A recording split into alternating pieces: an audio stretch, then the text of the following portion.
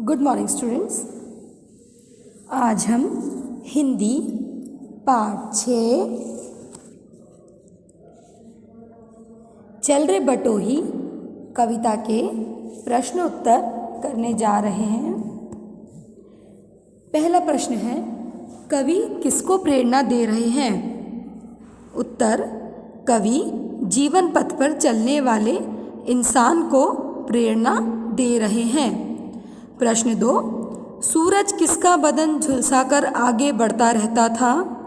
सूरज स्वयं का बदन झुलसाकर आगे बढ़ता रहता था।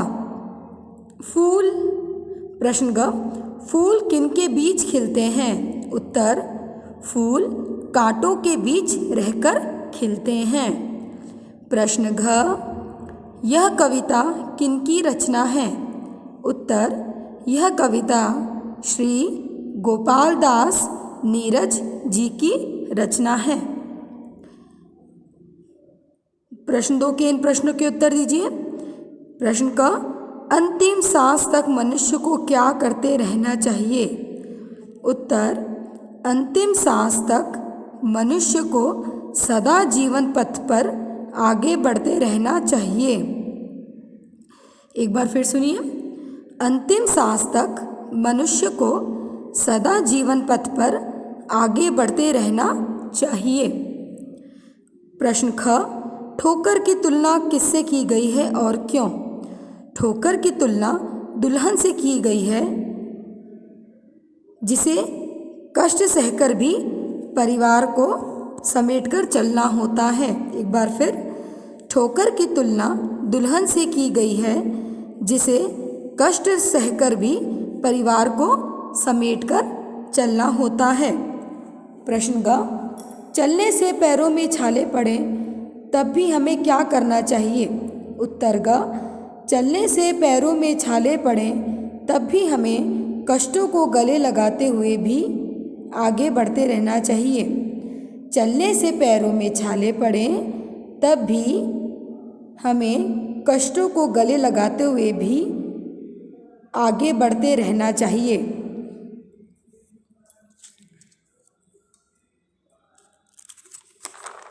प्रश्न घ, फूल कांटों के बीच खिलकर हमें क्या संदेश देते हैं?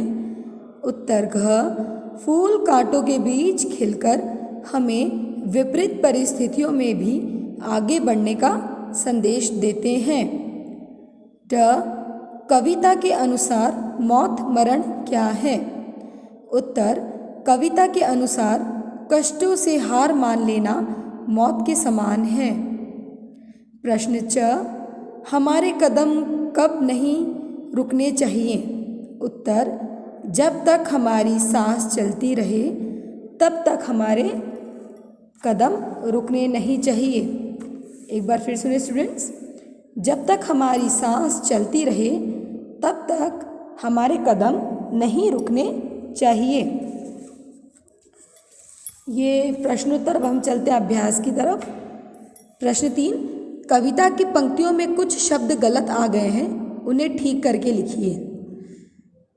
पहला है, सबको चलना पड़ा जो इस नभ तले, चल रे बटोही जब तक आस चले। इसमें जो रॉन्ग वर्ड्स हैं, एक तो नभ है, एक आस है।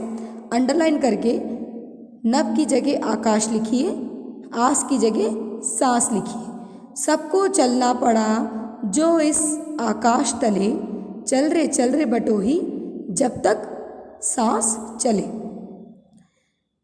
ख, आंधी तूफा बाग बंजर सबको हटाते चले, चल रे राही चल रे बटोही जब तक सांस चले।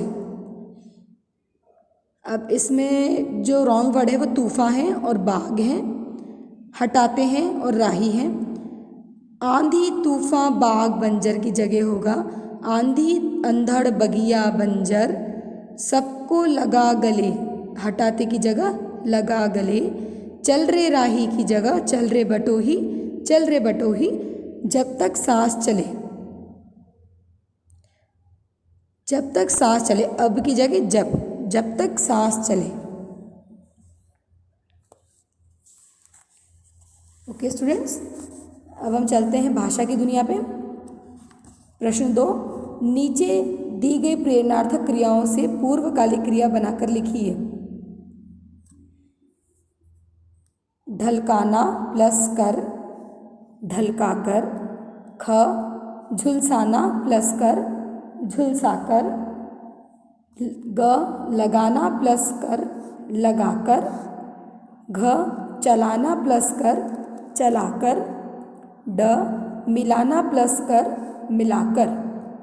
इन शब्दों के 3-3 समानार्थी शब्द लिखिए। प्रश्न 3, इन शब्दों के 3-3 समानार्थी शब्द लिखिए। समानार्थी मीन्स पर्यायवाची।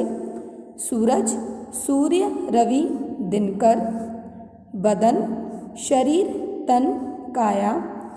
आकाश, नभ, गगन, आसमान। बटोही, राही, मुसाफिर, पथिक। प्रश्न 4, इन वाक्यों में रेखांकित शब्दों के वचन लिखिए। अब इनमें जो वचन दिए गए वो एक वचन है या दो बहुवचन, वो हमें लिखना है। पैरों में छाले पड़े हैं, छाले पर अंडरलाइन है तो ये बहुवचन होगा।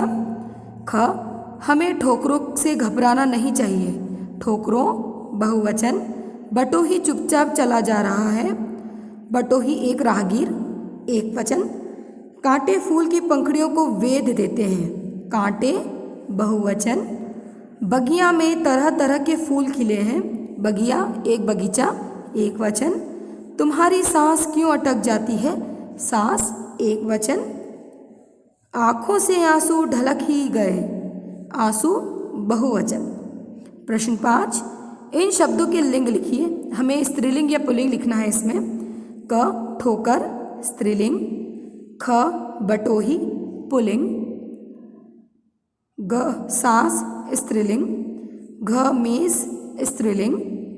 ड, आंसू पुल्लिंग। च, मंजिल स्त्रीलिंग।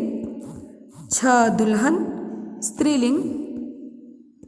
ज, आकाश पुल्लिंग। प्रश्न 6, इन शब्दों से वाक्य बनाइए। ये आपको स्वयं करना है, ये आपको खुद से करना है।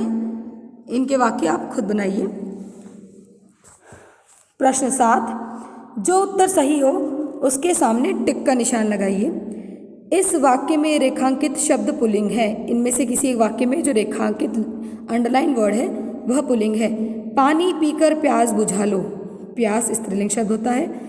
चलते चलते उसके पैरों में छाले पड़ गए, मुझे मौत की परवाह नहीं, तू कांटों की परवाह ना कर। मौत, परवाह और प्यास स्त्रीलिंग वर्ड है, छाले पुल्लिंग वर्ड है। Second one is correct. छालो, चलते चलते उसके पैरों में छाले पड़ गए पे टिक लगाना है। पाँव से मिलते जुलते अर्थ वाला यह शब्द कविता में आया है। टांग, पैर, पद या पग। Pug is right answer, fourth one tick लगाइए। जीवन का यह विलोम शब्द कविता में आया है। मरण, जिंदगी, मरना, मृत्यु। विलोम मतलब ऑपोजिट, उल्टा अर्थ देने वाले शब्द। जीवन का मरण, मरण इज राइट आंसर। रचना का संसार में 4 प्रश्न दिए गए हैं। आपको इनमें से आपके इच्छा अनुसार कोई भी एक प्रश्न प्रोजेक्ट के रूप में अपनी कॉपी में करना है। आपको प्रश्न 1 कॉपी में करना है, शब्दार्थ श्रुतलेख कॉपी में करने हैं और रचना का संसार कॉपी में करना है। Okay students, thank you.